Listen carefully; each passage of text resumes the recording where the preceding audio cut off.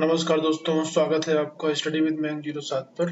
आज तारीख 22 अप्रैल 2025 है। हम आपके लिए लेके आए महत्वपूर्ण करंट अफेयर के एमसीक्यू क्वेश्चंस। इसमें अप्रॉक्स 50 वर्ड्स के आसपास का एक्सप्लेनेशन भी होगा, जो आपके आने वाले SSC, UPSC, SI, railway, bank, किसी भी परीक्षा के लिए बहुत इंपॉर्टेंट होता है। तो हर प्रश्न में आपको सटीक एक्सप्लेनेशन मिलेगा। चलिए शुरू करते हैं बिना टाइम गवाए। आज का पहला क्वेश्चन है, 22 अप्रैल 2025 को मनाए गए अर्थ डे का आधिकारिक विषय क्या था? आधिकारिक विषय क्या था? तो आपके ऑप्शन है, पृथ्वी हमारी जिम्मेदारी है, बी हमारी शक्ति हमारा ग्रह, हरित भविष्य की ओर प्रकृति के साथ संतुलन। तो इसका सही जवाब है हमारी पृथ्वी हमारी शक्ति हमारा ग्रह। 22 अप्रैल को आपको पता है अर्थ डे मनाया जाता है, ठीक। इस साल अर्थ अप्रैल में कौन कौन से डे मनाए गए हैं वो देख लेते हैं। 1 अप्रैल को मूक दिवस या फिर उत्कल दिवस भी मनाया गया है। 2 अप्रैल को विश्व ऑटिज्म जागरूकता दिवस। 5 अप्रैल को राष्ट्रीय समुद्री दिवस। 7 अप्रैल को विश्व स्वास्थ्य दिवस। 10 अप्रैल को विश्व होम्योपैथी दिवस। 11 अप्रैल को राष्ट्रीय सुरक्षित मातृत्व दिवस। 13 अप्रैल को जलियांवाला बाग हत्याकांड स्मृति दिवस। ये कब हुआ था आप कमेंट करके बताइएगा। 14 अप्रैल को अम्बेडकर जयंती। 17 अप्रैल को विश्व हेमोफीलिया दिवस। 18 अप्रैल को विश्व विरासत दिवस। 19 अप्रैल को विश्व लीवर दिवस और 21 अप्रैल को विश्व सिविल सेवा दिवस मनाया जाता है, ठीक। अगला प्रश्न है, अमेरिकी राष्ट्रपति जेडी वांस ने हाल ही में भारत के किस नेता से व्यापार वार्ता के लिए मुलाकात की? अमित शाह, निर्मला सीतारमण, नरेंद्र मोदी और डी डॉक्टर जयशंकर प्रसाद। इसका सही जवाब है ऑप्शन सी, नरेंद्र मोदी के साथ। ये है जेडी वांस, जेडी वांस की पत्नी, उनके बेटे, ये नरेंद्र मोदी। अमेरिकी उपराष्ट्रपति जेडी वेंस ने दिल्ली में प्रधानमंत्री नरेंद्र मोदी से मुलाकात की और दोनों देशों के बीच व्यापार समझौते को अंतिम रूप देने में अमेरिकी टैरिफ से बचने पर चर्चा की। कितने परसेंट लगाया टैरिफ भारत पर? अमेरिका ने 26% और द्विपक्षीय व्यापार को $500 बिलियन तक बढ़ाने के उद्देश्य से की गई। अगला प्रश्न, भारतीय सेना ने हाल ही में हिमाचल प्रदेश के किन्नौर जिले में कौन सा सामुदायिक रेडियो स्टेशन लॉन्च किया है? इसका सही जवाब है ऑप्शन से किन्नौर की आवाज, B Himalayawadi, C voice of Kinnaur, D radio Himalaya. इसका सही जवाब है voice of Kinnaur, option C. भारतीय सेना ने 20 अप्रैल 2025 को हिमाचल प्रदेश में किन्नौर जिले में वॉइस ऑफ किन्नौर सामुदायिक रेडियो स्टेशन की शुरुआत की है, जिसका उद्देश्य स्थानीय समुदायों तक संवाद को मजबूत करना और सूचना प्रसार करना। हिमाचल प्रदेश हमारा कहाँ है? नॉर्दर्न कंट्री है, वैसे तो नॉर्दर्न स्टेट है, ठीक। यहाँ के सुखवंत सिंह सुक्खू क्या है? सुखवंत सिंह सुक्खू यहाँ पे कांग्रेस के चीफ मिनिस्टर है। अगला प्रश्न, भारत के 23वें विधि आयोग के अध्यक्ष कौन है?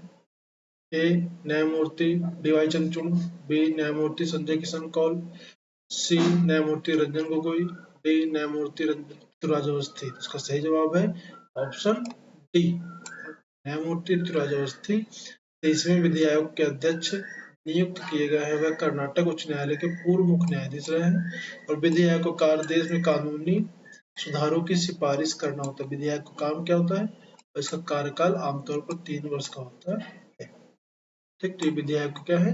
अध्यक्ष नियुक्त किए गए हैं।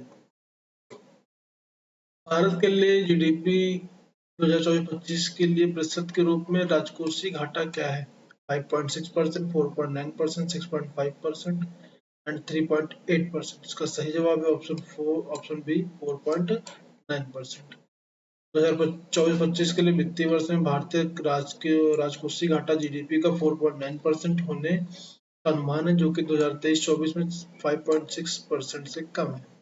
सरकार का लक्ष्य राजकोषीय घाटे को 16,13,312 करोड़ पर नियंत्रित करना है, जो राजस्व एवं व्यय के विचार का अंतर पर जोर देता है। राजकोषीय क्या है? जो राजस्व क्या करते हैं? कमाते हैं और जो व्यय करते हैं उनके बीच जो डिफरेंस होता है उसको राजकोषीय घाटा कहते हैं, जो उधारी लेते हैं हम लोग। कुल व्यय और कुल राजस्व के बीच के अंतर को दर्शाता है।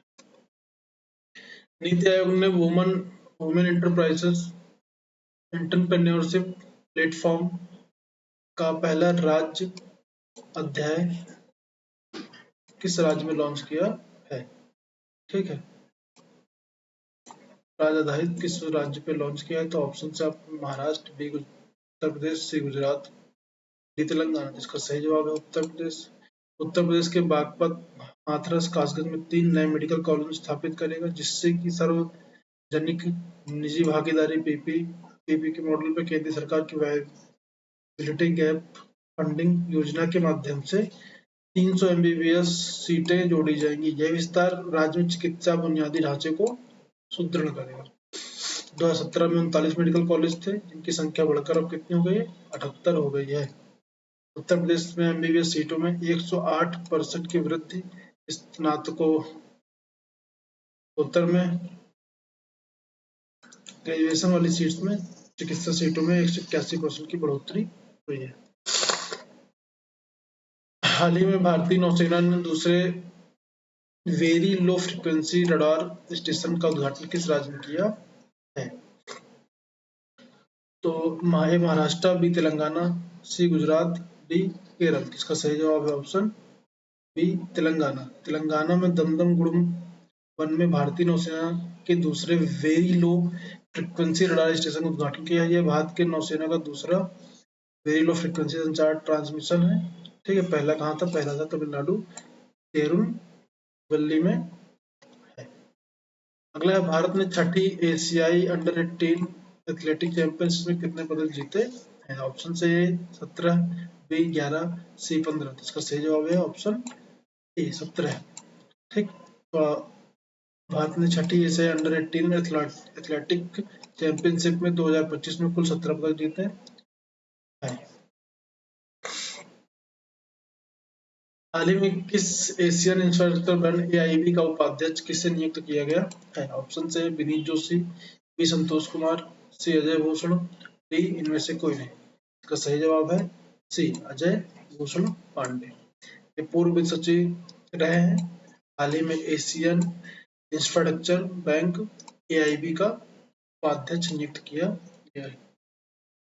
अगला प्रश्न, हाल ही में किस राज्य के कराड़ शहर ने 100% सुरक्षित निपटान के साथ स्वच्छता अपशिष्ट प्रबंधन हासिल किया है? ऑप्शन से ए झारखंड, बी महाराष्ट्र, सी पश्चिम बंगाल, डी इनमें से कोई नहीं। इसका सही जवाब है महाराष्ट्र। महाराष्ट्र के कराड़ शहर ने 100% सुरक्षित निपटान का स्वच्छता अपशिष्ट प्रबंधन में सफलता प्राप्त की।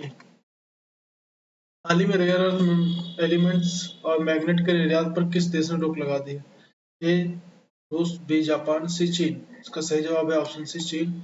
रेयर अर्थ एलिमेंट मैग्नेट के निर्यात पर रोक लगा दी है, जो वैश्विक आपूर्ति प्रभाव श्रृंखला पर प्रभाव डाल सकते हैं। रेयर अर्थ एलिमेंट होते हैं, पहले वो समझ लेते हैं, जो तकनीकी इलेक्ट्रॉनिक उपकरणों जैसे स्मार्टफोन, इलेक्ट्रिक गाड़ियां, विंड टर्बाइन, मिसाइलें, मैग्नेटिक डिवाइसेस अत्यधिक उपयोगी होते हैं। इन खनिजों का दुनिया का सबसे बड़ा उत्पादक और निर्यातक देश कौन सा है?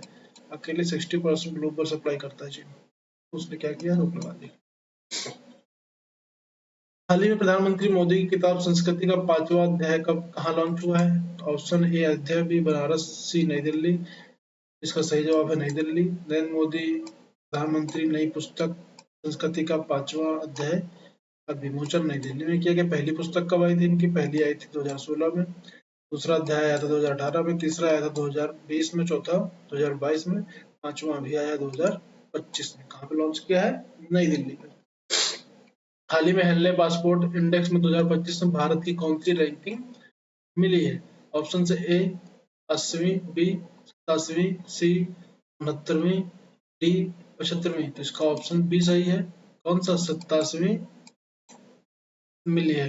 तो हाल ही में हेनले पासपोर्ट इंडेक्स 2025 में 87वीं रैंक क्या मिली? भारत को मिली। यानी इस सूची में पासपोर्ट की ताकत के आधार पर रैंक किया जाता है।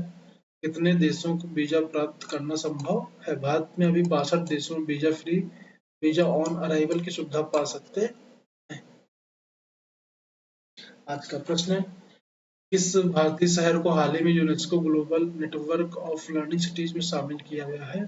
ऑप्शन है आपके पास, ए बनारस, बी कोच्चि, सी इंदौर, डी गांधीनगर। कल का क्वेश्चन था कि गुलामगिरी के लेखक कौन थे, तो गुलामगिरी के लेखक आपके कौन है, उसे पूछा था। उनकी मूवी भी आने वाली है,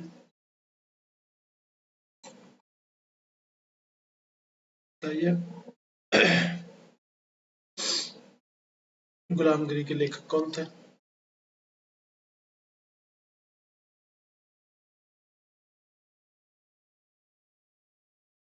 आपके ऑप्शन भी थे शायद, और इसमें है नहीं।